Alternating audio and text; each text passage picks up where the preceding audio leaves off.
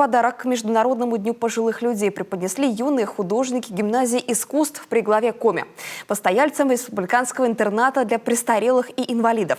Юные таланты открыли в его стенах выставку своих работ. Это картины, вышивки, берестяные изделия. Всех их объединяет одна тема – родная республика. Елена Кононова оценила творение.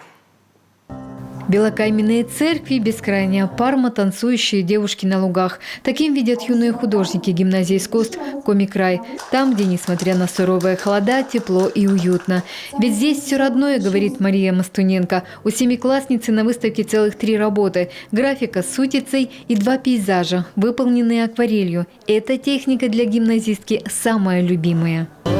Так как акварели очень много различных цветов, можно их между собой смешивать и получать большое количество различных красок и изображать это в работе. Более 20 работ выполнено в самых разных техниках и жанрах. Живопись, коллаж, графика, рисунок в мягких материалах, берестяные изделия, вышивки, скульптуры в технике папье-маше. Ребята показали образы Сыктывкара, народных праздников и мифологии Коми. Дети на самом деле делают намного больше работ, но часть из них – это академические натюрморты. Они, наверное, не так интересны зрителю, а мы подобрали вот такие больше образные произведения. Это так называемая отчетная выставка за прошлый учебный год 7 класса.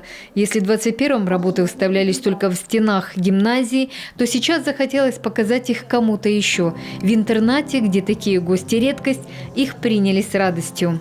Очень приятно посмотреть, полюбоваться можно даже. Кроме выставки, гимназисты приготовили для хозяев учреждения и небольшой концерт.